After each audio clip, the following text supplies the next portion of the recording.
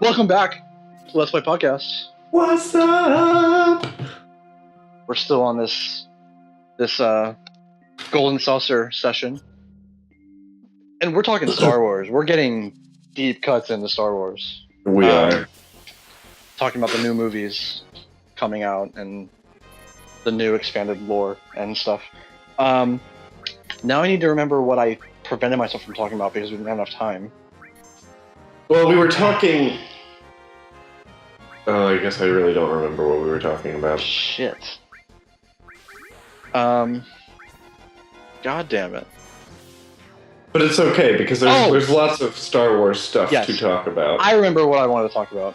I don't want to say this is a spoiler, because I don't think it is. But, and I don't know if you've read about it either, but there has been some quote-unquote leaks about the Star Wars VIII script. And about the overall plot of the movie, and things that people have been questioning that are big deals. Have you read any of this stuff yet? I have not yet. Okay. Then I'm going to defer to your judgment. We can talk about it. I can walk you through it a little bit. I'm afraid if it's true. Okay. So but I don't think it is. I personally want to know. Yeah. Mainly because I want to be able to make as much Star Wars content as possible. Right. But I don't want the people that watch Let's Play podcasts to skip an episode because they don't want to hear about Star Wars. So what the fuck is this guy doing? Where are you? Oh shit, you're at the prison already. Okay. Yeah. See, I'm not following the game as much as I should be. So you're getting... That's fine. Then I think we're okay then. I think we should talk about it. And if you don't want to know about the potentially leaked Star Wars VIII script news, skip to the next episode. We're going to be in this prison for a while. So you're not going to miss anything from Final Fantasy VII. Because yeah, this prison's kind of a bitch area. So yeah, that's your warning. I gave you like a good 10-15 seconds, so I think we're in the clear now to talk about Star Wars VIII. Yeah. So, I don't remember all the details about it, but the big thing, the big holy shit, is that supposedly it gets confirmed in Episode 8 that Rey is the reincarnation of Anakin Skywalker. Man, that's the one thing. That is one theory that I did not want. I just don't like it. I don't like it at all. It's just weird. Like, and going into that, like, if they just did that, maybe they could get away with it, like, in some way.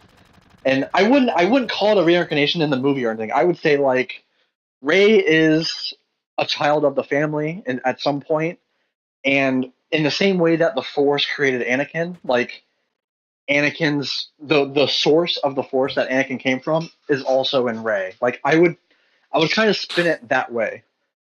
But along with these rumors, supposedly there were also scenes in the movie where Anakin Skywalker, as a Force ghost, communes with Rey and like talks to her about it and teaches her, and which means Hayden Christensen is in. Right. And that's specifically where I'm like, I don't know about this. I don't think this is right, because I don't think, after what Disney and Abrams did with VII, I don't think they're dumb enough to now start bringing prequel stuff into VIII. Yeah. I think they are leaving the prequels as they are, and they are moving on completely new. Like, anything they reference is from the original trilogy, not prequels. They're not. I don't think they're going to bring in actors from the prequels, unless maybe Ewan McGregor, because he's. Well, they've already brought Ewan McGregor in as a voice, though, and they only did that because they couldn't have Alec Guinness do it. I think if Alec Guinness was alive, he would have done the whole line, but that's neither here nor there because we don't really know. Yeah. And they're bringing back what's her name for Rogue One? Who? The redheaded lady, whose name just escapes me. Mon Mothma? Mon Mothma, yeah. Right, but I mean, she's not a cool character either. They're bringing the actress back, but she's a Return of the Jedi character. Well, yeah, but she's also a Revenge of the Sith character. Right. But I mean, even in Revenge of the Sith, she's a reference to the Return of the Jedi character. Anyway, I don't consider that the same thing. It's not like they're putting Jar Jar in Episode 8. You know what I mean? Like, the closest they've done already to reference the prequels is like the pod race flags at the bar at the cantina place. The what flags? What? Pod racing flags. Oh, yeah, okay.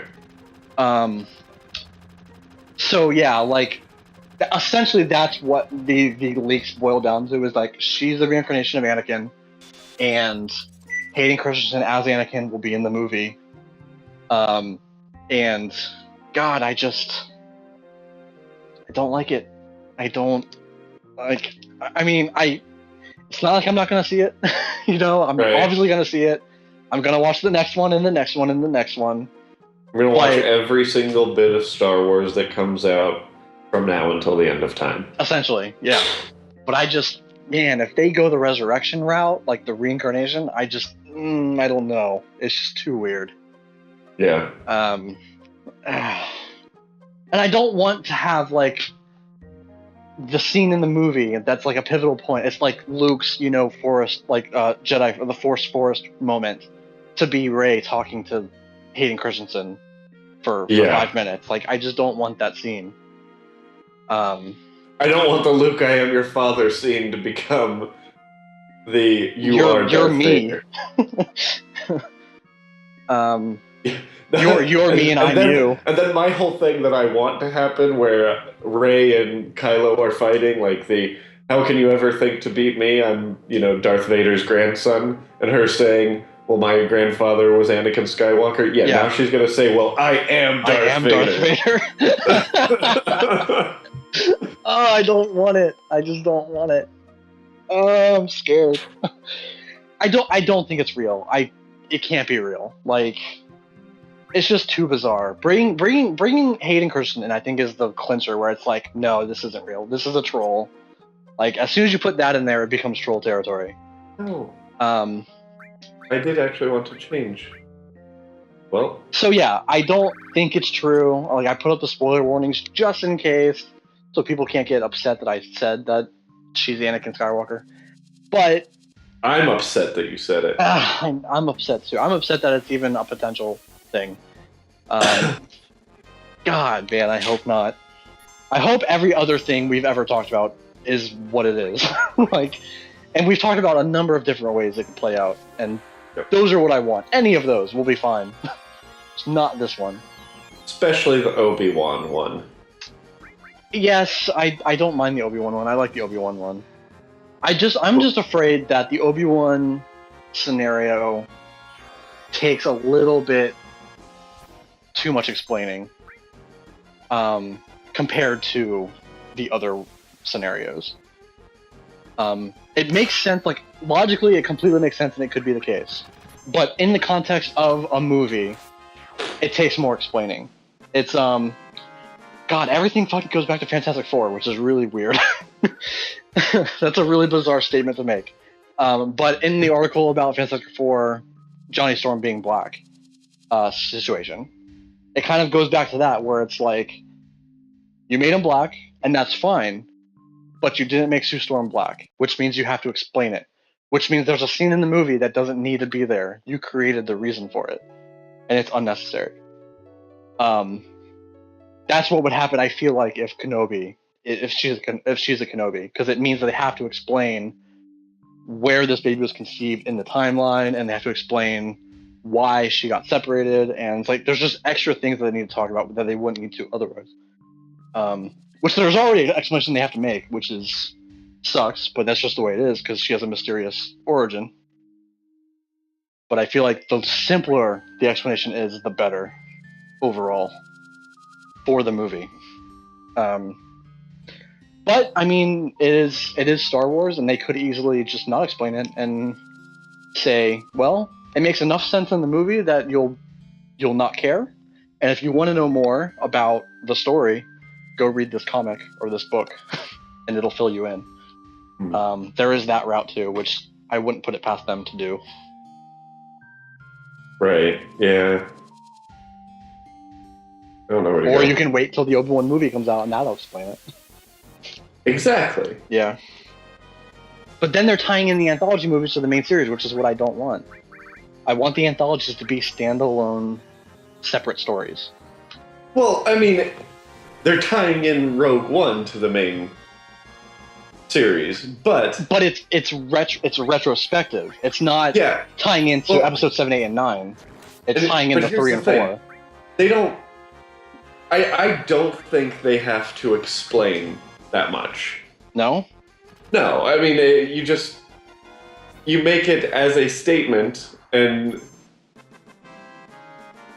I don't feel that there needs to be any huge explanation. I guess you could argue that the general population doesn't know that Jedi aren't supposed to take lovers and have children, so they can just be like, "Oh, it's Obi-Wan Kenobi's daughter or granddaughter," and then that's it.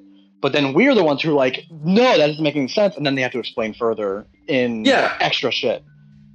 But that I don't see. I could see that route. An issue.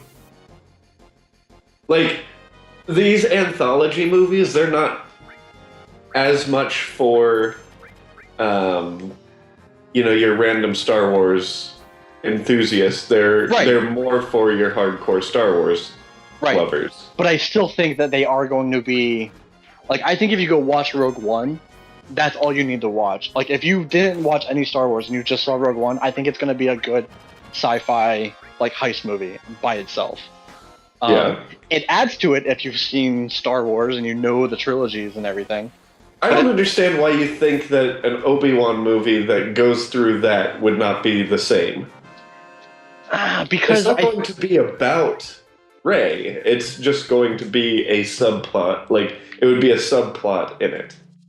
But isn't that weird too? If, like... Why?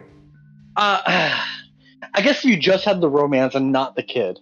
If you introduced a kid into the movie, that's when if there was a kid in the Obi-Wan movie, but then the overall movie is about something else, that would be weird.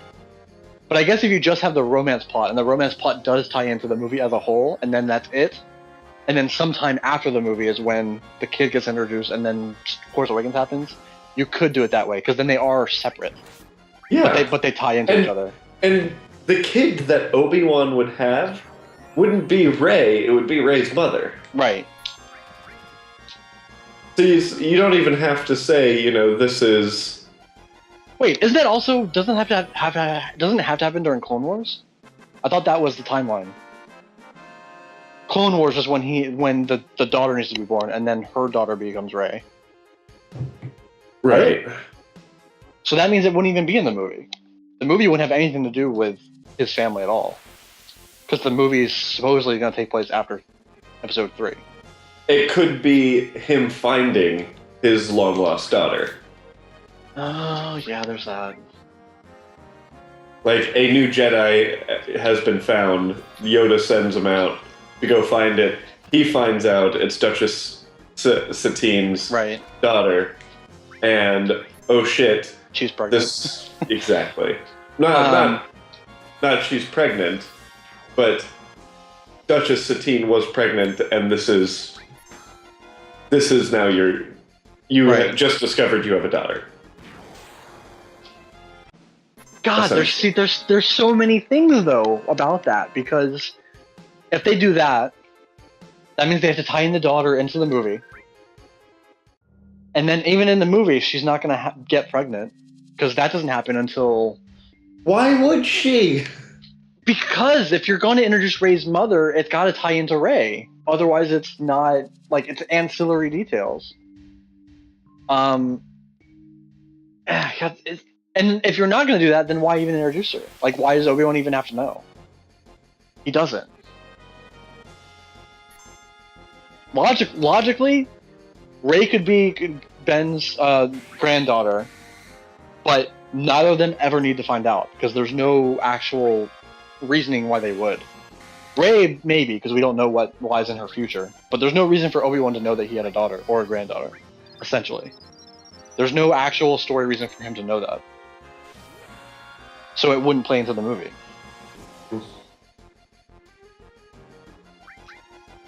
I don't know. There's a lot of lines that are just kind of flowing, and we don't know where they cross or not. I don't know. See, that's the problem. I think though is like logically, there's no reason for an Obi-Wan movie to have anything to do with Rey and her family. But if they do an Obi-Wan movie and she turns out to be Obi-Wan's granddaughter, it should have to do with that. But it shouldn't. Logically, it shouldn't. But if he is, it should. Again, which is conflicting. You bring up this is the person who's Rey's mother. Bring it up in episode 8 or in the Obi-Wan movie? 8. Okay. Whatever. Like in the main trilogy. Right. Not in one of these side movies. Right. And then you have an Obi-Wan movie. He's looking for a new Jedi. It turns out to be his daughter, and oh look, the daughter's name is the same as Rey's mother. Yes. Sure. I don't see that it needs to be complicated. But what purpose does it serve to have Obi-Wan find out about his daughter? Because it doesn't change his arc. No, it doesn't. But it can help.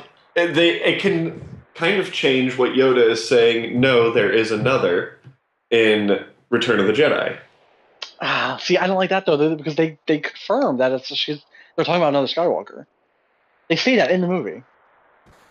I don't like that kind of like. I like the idea of retconning. No, they don't say that in the movie. As soon as Yoda dies, Luke goes out and he's like, "My sister's Leia, and she's the other one," essentially. And then he goes and talks to Leia about it. Yes, that is what it is. The context there, like if the original trilogy happened in a bubble, that is the context of that. So we're gonna change, but then that wouldn't be the first time Star Wars has done something like that. No, it wouldn't. But I would feel watching the movie in the new context of that being the case. They've already made Leia not a Jedi, so I don't honestly believe they never made Leia a Jedi in the first place. She's a Force sensitive. In the movie, they make her a Force sensitive. And they could be talking about another Jedi. But Obi-Wan's daughter's not a Jedi. Or his granddaughter. Especially at that point. Well, not exactly. There's another Force sensitive out there. But what I am saying here is that the story would be we're finding this other Force sensitive because Yoda... Because Luke's not good enough. What? Because Luke isn't good enough by himself. Just in case. Right. I think it's stupid to believe that Yoda and Obi-Wan are sitting in seclusion, just saying, well, I guess we're just going to wait until Luke's old enough because, otherwise our Jedi Order's going to die. They are going to have been going out there, finding other Jedi, and understanding that there have to be contingencies. I don't know. What do you mean you don't know? I mean, yes, you are makes more comfortable sense. In thinking that Yoda and Obi-Wan were sitting in there in Dagobah and on Tatooine just jacking off for 20 years? I'm not comfortable with it, but that is the intention. Like, that is the implication of the That was the implication 40 years ago when they started this. Yeah. Everything has changed since then. Everything changed 18 years ago. 16 years ago. I don't know, man. I think, like, I get where you're coming from, and this particular piece of evidence of their conversation, I do get, like, it makes sense that this could be what they turn it into. But for me, that's not enough. Like, I've actually convinced myself more that I don't think she's a Kenobi having this conversation. No, I mean, I think that doing that gives Obi-Wan more more importance than he actually should have in the context of the whole story. Why would he have anything to do with Rey's vision then? Because he took the lightsaber and gave it to Luke. And he basically said the same thing to Luke. And he's still a Force ghost that's out there. Following this family that he's been the caretaker of since Anakin was 9 years old. Okay, like but that's for me. That is essentially my entire point. Is that the story? Like the importance of everything is based on the Skywalker family. The Kenobi family, which is only Obi-Wan Kenobi, is the caretaker of that family. That's how I see it. I don't think Rey is going to be a Kenobi. I think Obi-Wan, even beyond his death, is still. He did it for Luke, and now he's going to do it for Rey. He's still the caretaker for the Skywalkers. He is their vessel through the Force, and I think giving him any more power than that, like by making Rey a Kenobi, it ascends him to another level that he doesn't actually belong in, as far as his influence over the universe. The Skywalkers are at that level. Kenobi's not. Kenobi and Yoda are right below the Skywalkers as far as like their importance in the scheme of everything. Palpatine, Yoda, and Kenobi are on a level right below that. And the Skywalkers are at the top of it. Starting with Anakin. So I mean that's where I fall, essentially. I don't know when our timer went off for this episode, but it was probably a little while ago. At some point when you're just wrong and trying to...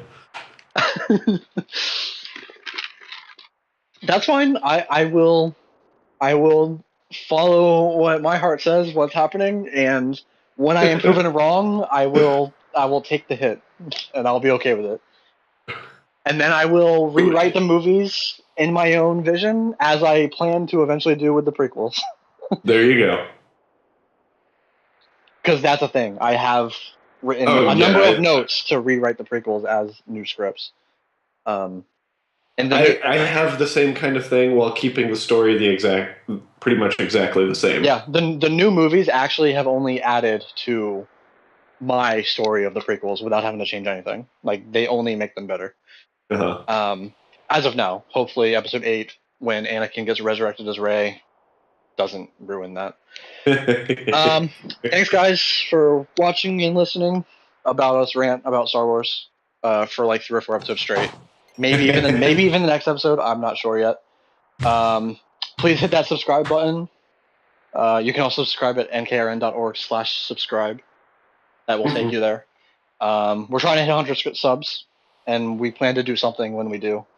A traveling kissing show. Traveling kissing show. That's right. That's our tentative plan for when we hit our 100 sub goal. So, thanks again. We'll see you guys later.